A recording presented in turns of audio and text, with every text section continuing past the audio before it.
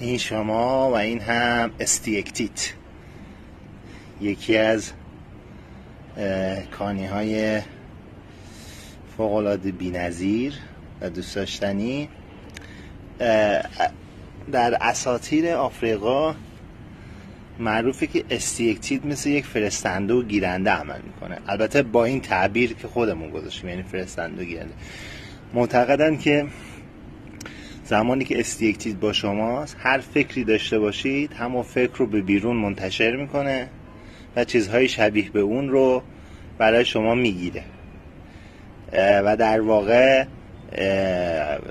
در آفریقا به منظور ارتباط با ارواح مثلا خواستن خوشحالیشون رو